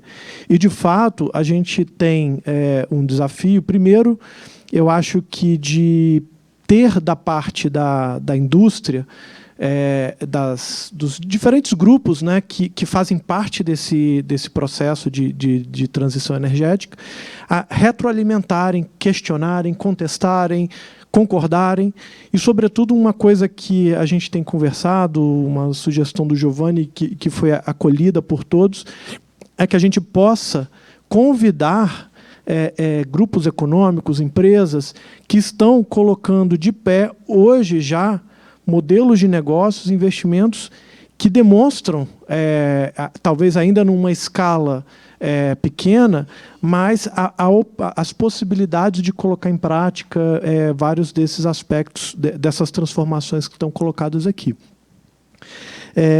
E segundo, sob a ótica de política, quer dizer, a gente tem usar isso como um referencial para discutir as novas políticas, e o momento político do Brasil é propício, né, para que a gente possa trazer essas recomendações. E a próxima edição do Plano Nacional de Energia, eu acho que também vai beber muito desse trabalho aqui. Mas vamos lá. A gente pode, obviamente, desdobrar as recomendações aqui e em aspectos específicos, né? Gregório mostrou aqui, por exemplo, a importância de políticas que trabalhem o nexo, uso da terra e recuperação de áreas degradadas com, por exemplo, a bioenergia. Então, há uma série de recomendações. A questão do hidrogênio também, eu acho que aspectos específicos. Mas, para esse momento aqui, a gente está trazendo algumas recomendações de caráter mais amplo, né, sem prejuízo, obviamente, das muitas recomendações mais específicas que o estudo permite. Para começar, é importante a gente trazer, e eu acho que isso fica muito claro nos cenários, que é importante que o Brasil adote uma agenda de política energética e de desenhos de mercados que criem condições para caminhos flexíveis para descarbonização. Isso significa falta de foco? Não. Isso significa que a gente deve evitar criar barreiras ex ante a diferentes rotas tecnológicas, dada a diversidade de recursos energéticos que o Brasil tem e muitas incertezas sobre o ritmo de avanço e redução de custos das tecnologias. Exemplo, captura de carbono. Se nós tivermos um avanço nas soluções de remoção e captura de carbono, você pode ter um conjunto de implicações. Caso contrário, a gente vai precisar avançar em outras tecnologias e eu acho que isso mostra, né, como é importante abraçar essa diversidade de caminhos e de rotas, né, e que isso não seja confundido com falta de foco, falta de objetivo.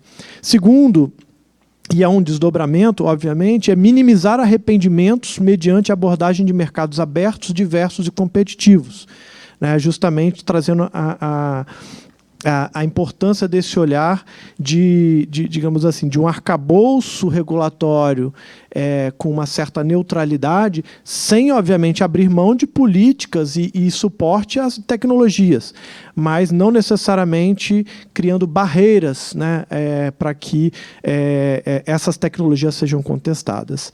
A terceira recomendação vem no sentido de harmonizar objetivos de desenvolvimento sustentável, transição energética e segurança energética. Nós temos uma realidade hoje, né? E um exemplo é o papel da indústria de óleo e gás hoje, e nós temos um objetivo de alcance dessa neutralidade tecnológica e mitigação das mudanças climáticas. Ora, como é que nós vamos harmonizar esses diversos objetivos da segurança no curto, médio e longo prazo, geração de receitas, desenvolvimento econômico? Nós precisamos, né, transformar, e aí é a quarta recomendação, aproveitar as vantagens competitivas já existentes no Brasil, e essa característica que eu falava, quer dizer, ao mesmo tempo o Brasil é uma potência de energias renováveis, enquanto também tem uma indústria de óleo e gás relevante, né? Olha a oportunidade que nós temos aqui de fazer migração de expertises, requalificação de ativos, e usar recursos dessas indústrias para acelerar os investimentos em pesquisa, desenvolvimento, inovação, demonstração de novas tecnologias, e eu acho que há sementes disso já acontecendo no Brasil. Quinto, cumprir objetivos e metas já estabelecidos pelo país em linha com o compromisso da neutralidade climática, e aqui o destaque para a questão do desmatamento, redução do desmatamento, né? Eu acho que esse é um compromisso importante, e como esse também a questão do uso do solo pode e deve ser tratada em alinhamento também com o que o Gregório comentou na sessão anterior. Sexta recomendação, assegurar que o setor energético brasileiro tem uma transição justa, inclusiva e custo-efetiva. Então, vou dar um exemplo. Hoje nós temos uma indústria de biocombustíveis que gera emprego, que gera renda, que tem capacidade produtiva. Quer dizer, a gente não pode simplesmente pensar que essas coisas serão destruídas, né, para dar lugar a algo novo. É importante que a gente use essas capacidades, esses empregos, para criar pontes para as novas tecnologias, para as novas soluções que virão, né? Então, eu acho que é importante nós termos esse debate, inclusive para o avanço das fontes renováveis, por exemplo, né? Há cada vez mais um debate sobre como, né, o avanço das fontes renováveis podem ser mais inclusivas, podem trazer mais benefícios para as comunidades locais. A mesma coisa a mineração, que será fundamental para entregar esses resultados aqui, e cada vez mais a própria América Latina tem vivenciado conflitos relacionados ao avanço da mineração, e essa mineração tem que ser também segura, justa e sustentável. Sétimo, aperfeiçoar ou estabelecer arcabouço institucional, legal e regulatório que promovam o desenvolvimento e adoção de tecnologias e modelos de negócios com foco na redução das emissões de carbono e dos gases de efeito estufa. A gente está falando de arcabouço legal para o hidrogênio, para a captura de carbono, para pequenos reatores modulares e uma série de outras tecnologias que estão em etapa ainda de demonstração ou de desenvolvimento. Oitavo, mapear, detalhar e disseminar informações sobre o potencial técnico, econômico e de mercado das diversas alternativas tecnológicas e de recursos que são apresentadas nos diversos cenários. E, por fim, aprofundar estudos sobre resiliência climática das soluções energéticas encontradas no projeto. Né, a gente está falando aí, sobretudo, para bioenergia e hidroeletricidade. Esse olhar sobre a resiliência é fundamental para que nós possamos implementar as ações de gestão e de resposta aos desafios das mudanças climáticas e sem que isso resulte em reveses nos processos de transição energética, porque a gente sabe que quando a segurança energética é ameaçada, você muitas vezes tem retrocessos, né, no ritmo de transição. Então, olhar a resiliência como uma parte importante também desse processo de transição. Então, essas são 9 recomendações de caráter mais geral que a gente acredita que são fundamentais para nortear tanto as políticas quanto os negócios e, com isso, obviamente, servir de base para as recomendações mais específicas que eu acho que serão discutidas aí ao longo das próximas semanas e meses a partir desse trabalho. Mais uma vez, agradecer ao BID, ao SEBRE, a toda a equipe da EPE por essa construção e todos aqueles que foram parceiros na construção desse trabalho. Obrigado.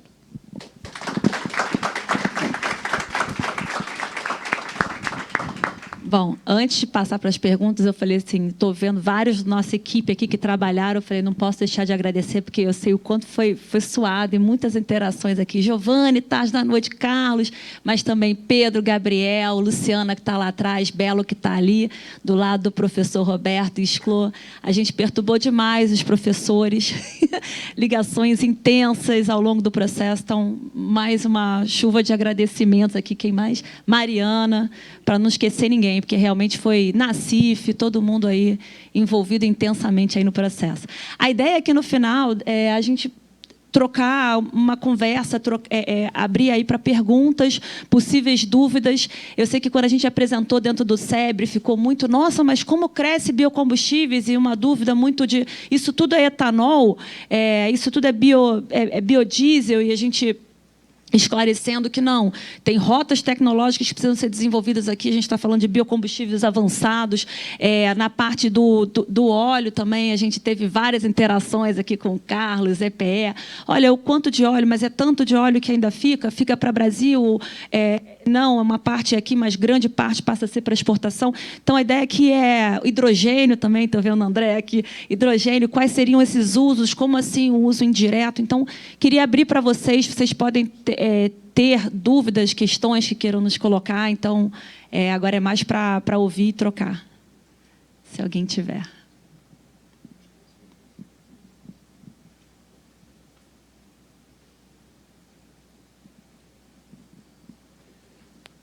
Silêncio. Clarice.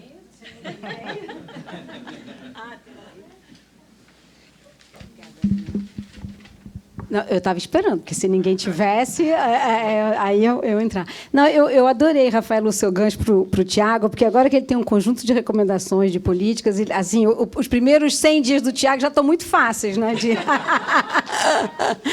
Mas, assim, brincadeiras à parte, Tiago, eu tinha uma pergunta mais direcionada assim, para você e depois uma pergunta mais para o grupo, que a gente tem visto essa discussão muito grande entre os impactos da política norte-americana ditada aí pelo IRA e a reação europeia tentando correr atrás, digamos assim, do prejuízo face à perda de competitividade da sua indústria verde, que o André mencionava, tendo em vista os incentivos. E a discussão que tem se colocado em âmbito global é o que cada sociedade prefere, uma política que privilegia incentivos, como a IRA, ou uma política mais orientada a stick and carrot, como a europeia.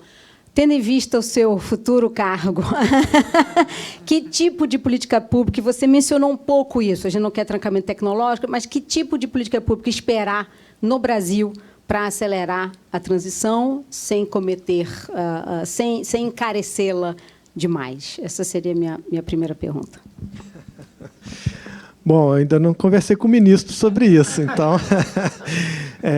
Mas eu acho que você traz um gancho importante. Isso é algo que a gente já está conversando lá dentro da EPE e dentro do Ministério. O impacto que políticas, né, como o Inflation Reduction Act e o Net Zero Industry Act, se não me engano é o nome, e outras políticas que estão trazendo, quer dizer, bilhões e bilhões de dólares, né, para incentivos a essas tecnologias, mas também ao mesmo tempo com uma estratégia de conteúdo local. né, até como uma forma de buscar uma maior resiliência dessas cadeias de suprimento e uma distribuição, uma redistribuição, talvez, dessa geografia da transição energética. Então, ao mesmo tempo em que a gente pega o caso, né, da fonte solar fotovoltaica, quer dizer, você tem ali em determinados processos mais de 90% de concentração na Ásia, na China, por exemplo, né? E quando a gente olha aqui o nosso cenário, a gente vê que hoje a solar ela já é uma grande protagonista na expansão e ela vai continuar acelerando, né? E o que isso significa sob a ótica do Brasil? Quer dizer, nós vamos aumentar a nossa capacidade portuária para duplicar, triplicar, né? Esse é um item que já é o número 1 na pauta de importações do Brasil de origem da China, por exemplo, equipamentos fotovoltaicos. Então, são reflexões importantes para que a gente possa buscar os instrumentos adequados. Ao mesmo tempo, essas políticas Estados Unidos e Europa, se a capacidade produtiva não acompanhar o ritmo desses incentivos, a gente pode ter um efeito também de inflação desses equipamentos, e isso, na verdade, aumenta o custo para o Brasil. Porque se você tiver uma corrida, por exemplo, a compra de eletrolisadores e a capacidade não acompanhar, isso pode gerar pressões, mas também pode gerar oportunidades para que a gente tenha aumento da capacidade, inclusive no próprio Brasil, né? Então, esse é um balanceamento que precisa ser muito bem pensado. Quer dizer, o quanto que a gente vai buscar se beneficiar de uma inserção em cadeias globais e o quanto, de fato, vai se buscar trazer especificamente aqui por meio dessas políticas. Nós não temos necessariamente os 400 bilhões de dólares que os americanos têm para colocar nisso. Mas nós já temos, por exemplo, alguns recursos muito importantes. Vou pegar, por exemplo, o caso dos programas de pesquisa e desenvolvimento, seja no âmbito da ANEEL, seja no âmbito da ANP, né, seja no âmbito do Fundo Nacional, Fundo de Desenvolvimento Científico, FNDCT, Fundo Nacional de Desenvolvimento da Ciência e Tecnologia. São bilhões de reais por ano, né, centenas de bilhões que poderão estar disponíveis para apoiar projetos dessas novas tecnologias. Então, eu acho que há oportunidades. O que a gente precisa, talvez, é ampliar a coordenação no âmbito do governo para trazer MDIC, MMA, MCTI e o próprio MME, para a gente ter o MEC, por exemplo, para coordenar essas ações. Eu acho que já há embriões muito importantes e eu acho que esse é o passo fundamental. Aí, se vamos trazer mais recursos para isso, eu acho que é uma derivada dessa capacidade de coordenação interministerial e de diálogo com a indústria. Mas eu acho que temos aí alguns caminhos interessantes. Tiago, você me permitiu um complemento? Acho que até trazendo um pouco do que eu falei, do que o projeto ajudou, né, em diálogo com a tua pergunta, e complementar o que o Tiago falou. A despeito, ou mesmo com a qualidade da política pública, o que a gente tem observado, e a gente pode observar em literatura científica ou na prática, quanto mais fortes forem os consensos, mais efetiva é a política. Se você tenta fazer uma política, seja de qualquer natureza, e os atores privados que estão sujeitos àquela política não têm uma coesão, não vou dizer completa, mas pelo menos no núcleo da motivação da política, você começa a dispersar ou despender recursos produtivos em discursos de captura de renda. Então, isso é muito fundamental termos em mente. Assim, independente da forma da política, da qualidade do agente público, a coesão e a formação de consenso é fundamental. O projeto traz essa mensagem. O Brasil ele teve experiências, né, em dois lados, bem-sucedidas. O setor de biocombustível no Brasil foi formado com mandatos, né? Então, foi bem-sucedido e agora está evoluindo para uma política mais aberta através do RenovaBio, dos CBIOS. Já no setor elétrico, a inserção de eólica e solar foi totalmente por incentivo, né? Os leilões abertos. Então, assim, há espaço para as duas políticas. A gente tem uma restrição orçamentária mais forte do que Estados Unidos e Europa. Então, vai exigir da gente, enquanto sociedade, mais inteligência na formulação e mais capacidade de encontrar consensos. E a agenda da transição energética é um bom primeiro passo para a gente formar consensos numa sociedade que tem estado polarizada aí por outras questões. Posso fazer um complemento antes de passar para o André? Oi? Está ouvindo? Não. Foi.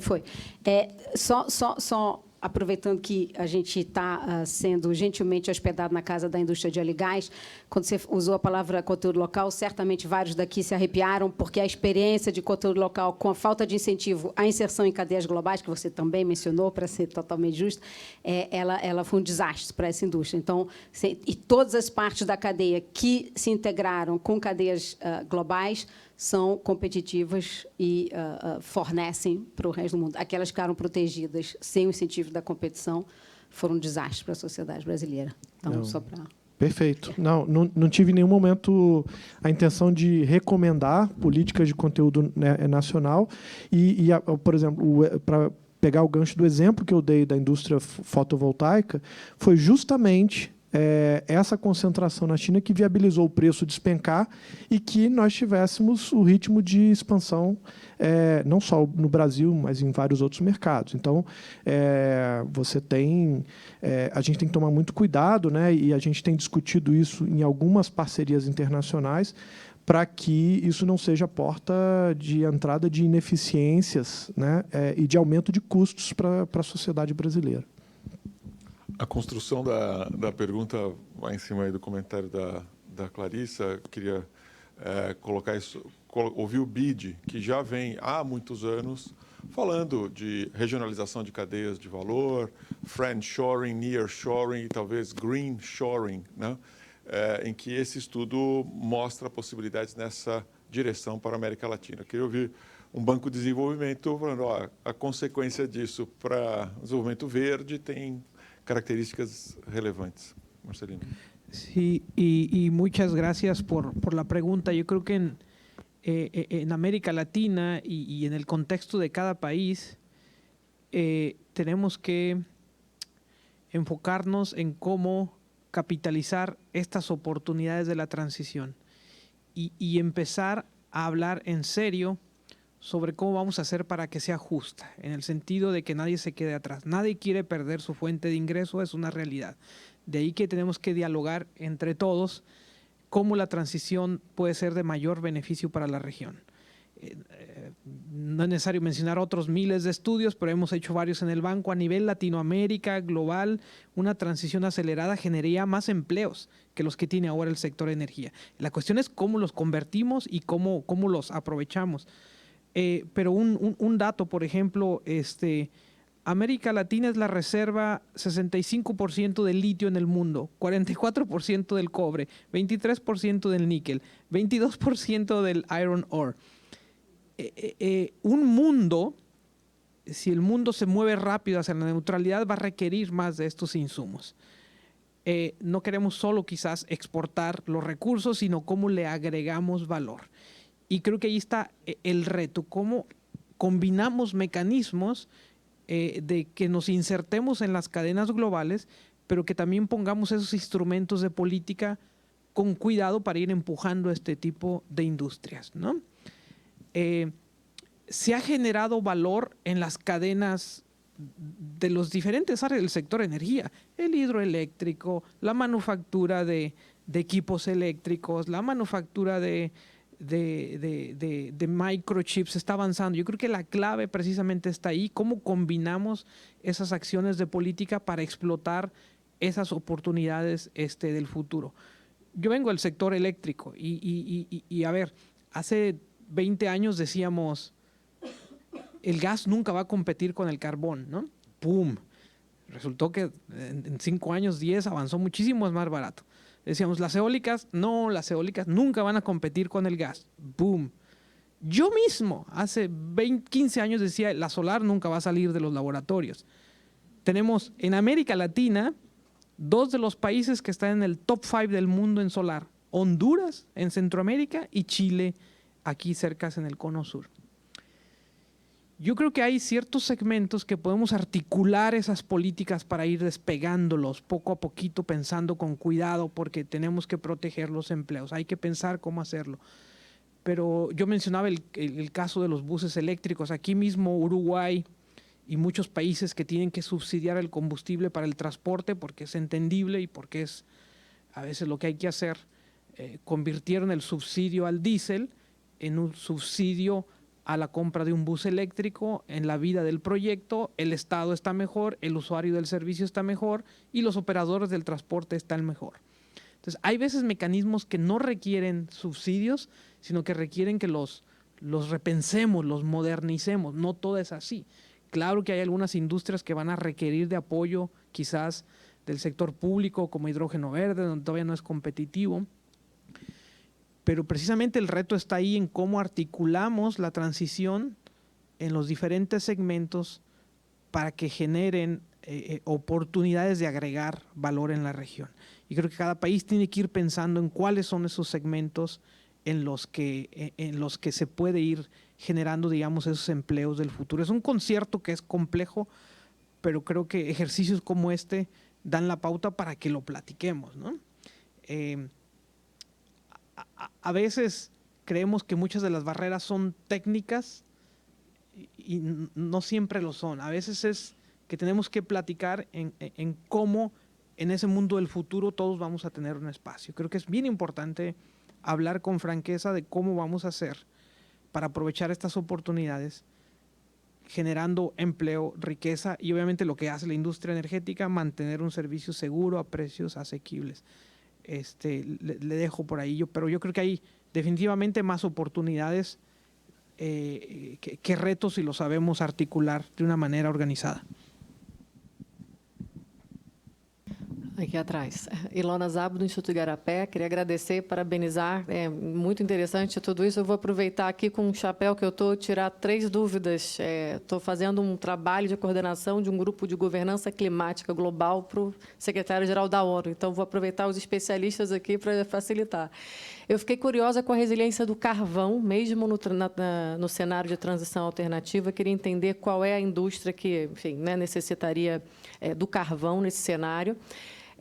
Fiquei também pensando se vocês levaram em conta a preferência de consumidor quando a gente pensa em eletrificação de veículos, porque a tendência é não querermos mais motores a combustão. Isso estou pensando global, tá? Queria só entender consumidores brasileiros, se vocês levaram, ou se o modelo híbrido também se justifica no médio e longo prazo, dado, vamos dizer, a particularidade disso para a indústria brasileira. Quer dizer, para estar em cadeias globais, a gente vai continuar com o híbrido também, só para entender essa preferência. E aí, por fim, uma pergunta para o BID, que tem a ver com acesso a fundos por países de renda média, em especial concessional fund, né? Fundos que seriam hoje só destinados para países de renda baixa quando a gente pensa transição climática, né? Dado aí as políticas, eu fico pensando na América Latina nesse cenário, como a gente consegue recursos, né, de desenvolvimento internacional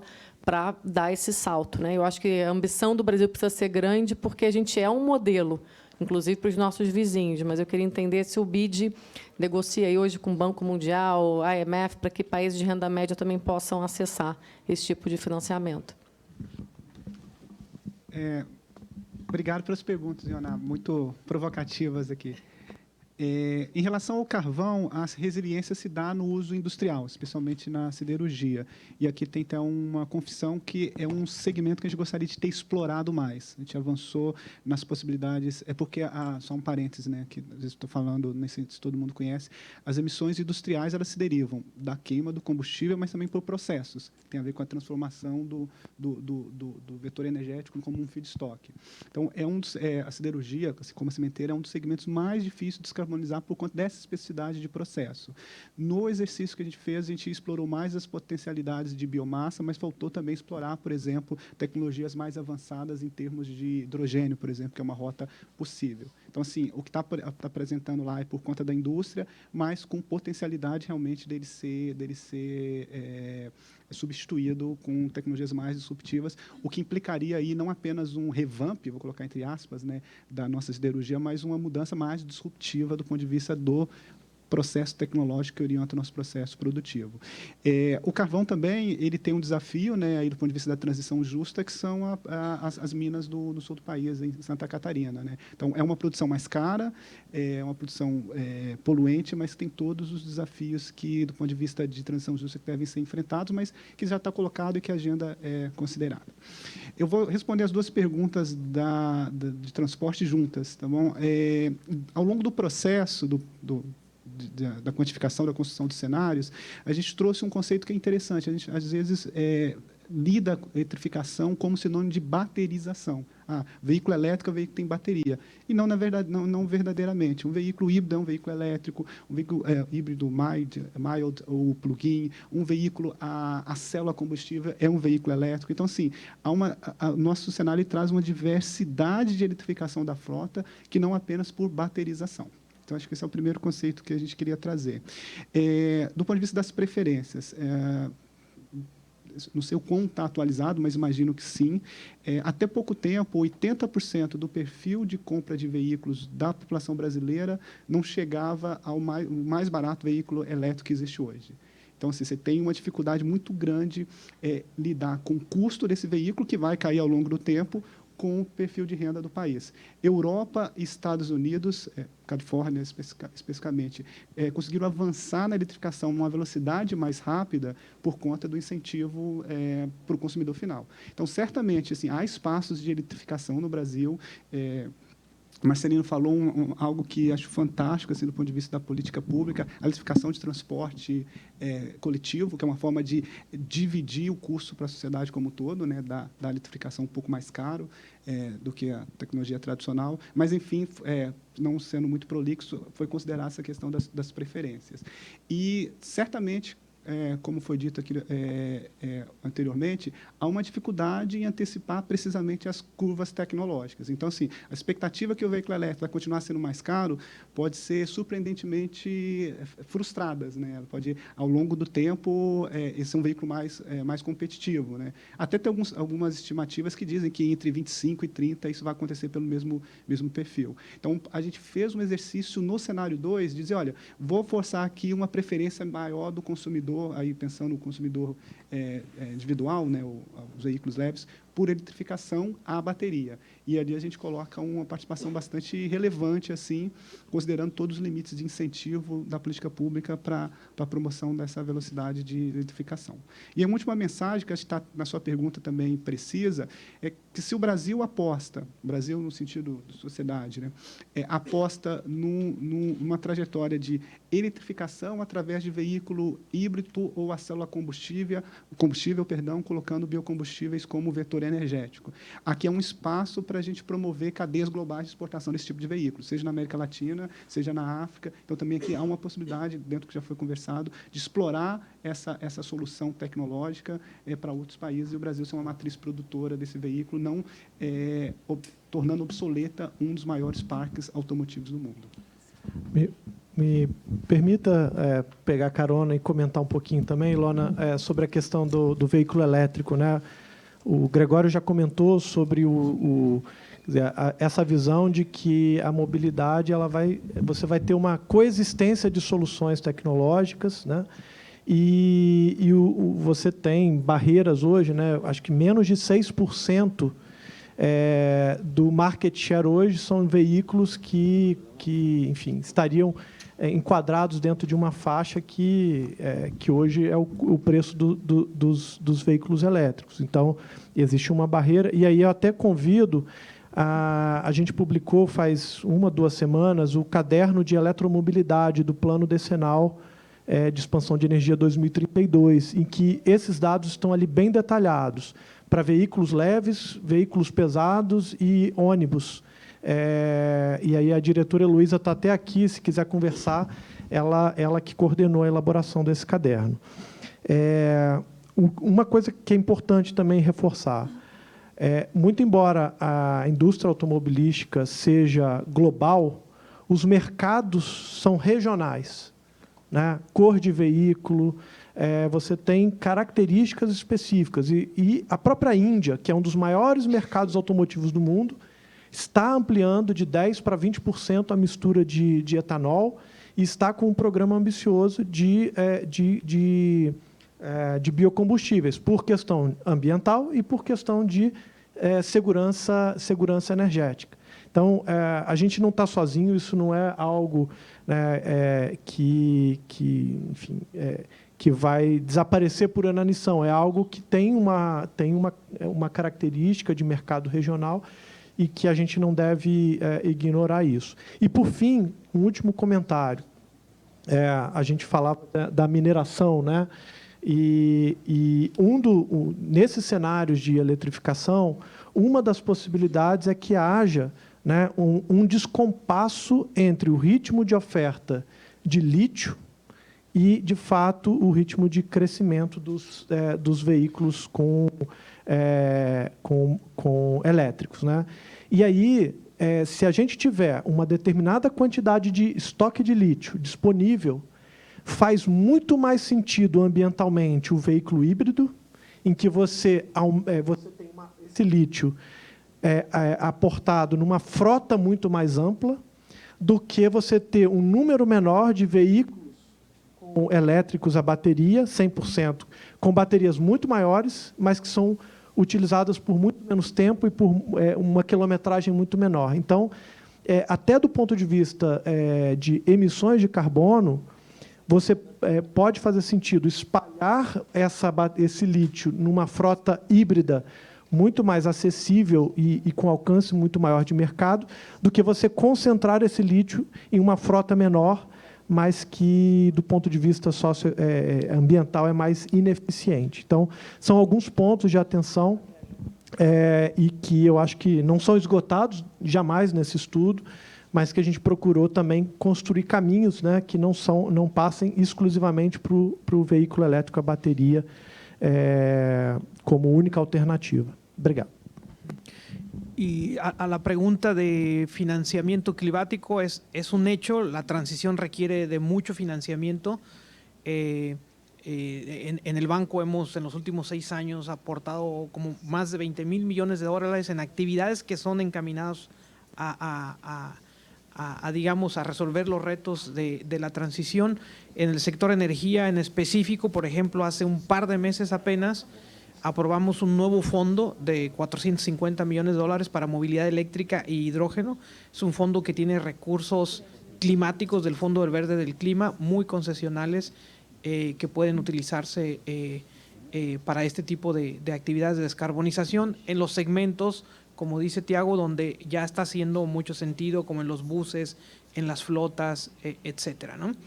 En el caso de Brasil, también el banco ha traído financiamiento climático para la región, digamos, amazónica, para trabajar en la residencia y la adaptación de esta zona con servicios de bioeconomía, llevando servicios básicos a las poblaciones. O sea que la actividad además de canalizar recursos del banco, de traer financiamiento climático, es parte de nuestro DNA. Mismo Carlos, nuestra especialista aquí en Brasil, ha trabajado en traer fondos climáticos en los varios países que ha trabajado, por ejemplo, en el BID. Les comento, en países pequeños como Costa Rica, nos apoyamos, un país que está comprometido con la neutralidad cero, 100% renovables, muy parecido a Brasil. Ahora en Costa Rica, aunque es un país pequeño, se puede manejar en todo el país un coche eléctrico porque hay estaciones de carga altas, de carga rápida, de hecho, desarrolladas por la empresa eléctrica con apoyo de nosotros en el banco. Y así sucesivamente estamos trabajando en diferentes regiones. Cada región tiene sus ventajas competitivas. Y de ahí que, digamos, nuestro rol de traer ese financiamiento climático lo ha sido y seguirá siendo fundamental en la región.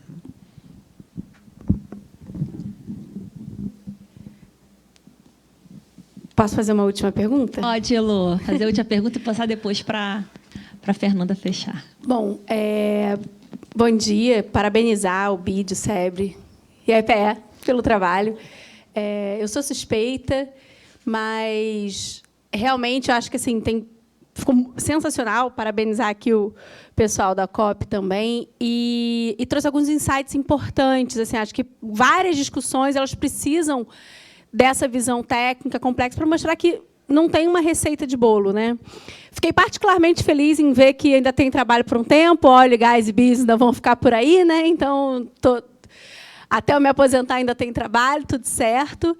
Mas o Gregório falou um ponto muito importante, eu acho, sobre a questão da geração de consensos, né? Que a gente precisa de políticas públicas fortes, bem desenhadas, e precisa da geração de consensos na sociedade que estejam alinhados com essas políticas para a gente não ter, digamos, atores sociais andando em caminhos diferentes, o que acaba reduzindo bastante a eficácia de qualquer política pública. E aí, aproveitando que eu estou na Casa da Indústria, eu queria saber, eu sei que o IBP fez um inventário de emissões, que eu fiquei curiosa, porque não foi publicado, mas eu queria saber se está alinhado, se esse inventário de emissões, como é que isso se alinha com com esses nossos cenários. Quer dizer, estou vendo a Rafa aí, imagino que os cenários da Petrobras estão alinhados, mas como que esse cenário de emissões da indústria está conversando com esse resultado dos cenários net zero para o Brasil, digamos assim? A gente está alinhado? A gente está convergindo? Obrigada. Então, Heloísa, o que a gente... Essa foi uma questão muito acalorada. Eu vou chegar nas emissões do setor, tá bom?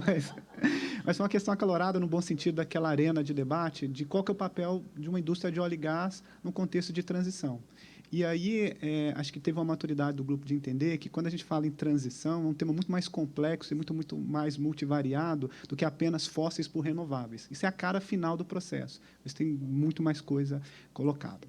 Então, esse é o primeiro ponto. Segundo ponto, todos os cenários globais, eles indicam um óleo remanescente. O cenário mais otimista de redução da demanda por petróleo, ele chega em torno de 20 milhões de barris por dia em 2050. E aqui, aí eu vou conectando com a sua pergunta, o Brasil tem um papel muito relevante no suprimento desse óleo. Porque o nosso óleo é um óleo com extrema qualidade técnica, com segurança, né, com padrões de segurança de produção enormes, com uma conexão com o meio ambiente também bastante reconhecido, com um perfil econômico também competitivo para conseguir ser colocado no mercado e com uma intensidade de carbono abaixo da média global. Então, o inventário que o IBP, de forma muito bem conduzida, está fazendo para ter o perfil das emissões agora é fundamental para a gente postergar ou manter esse perfil ao longo do tempo e ter o papel do óleo e gás brasileiro que os cenários identificaram. Então, acho que seria essa a resposta.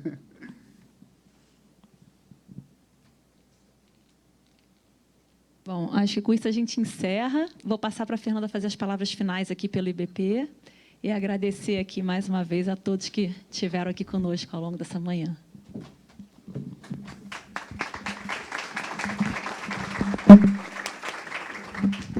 Gente, bom dia. Então, em nome do IBP, do Roberto Ardengue, que saiu para um compromisso, eu agradeço muito a participação de todos vocês aqui, Gregório, Rafaela, aos meus colegas aqui do BID, da EPE, o trabalho realmente sensacional.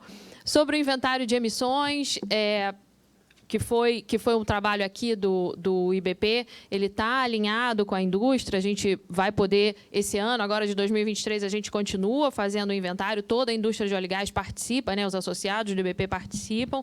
A ideia é realmente entender a longevidade do óleo brasileiro no mercado internacional, né, e o como a gente participa dessa transição energética, mantendo o óleo e gás nessa matriz. E eu gosto muito de dizer que o Brasil tem um problema bom, né? A gente tem um problema de ter óleo, gás, energia eólica, solar, as biomassas, né? A nossa grande questão é como a gente administra isso tudo dentro da nossa matriz energética. Que antes esse planejamento era problema do Tiago, agora não é mais problema do Tiago, agora o problema vai passar para outro presidente da EPE. Então, mais uma vez, eu queria agradecer, em nome do IBP, a presença de todos vocês aqui e essa parceria do SEBRE mais uma vez. Gente, obrigada e bom dia.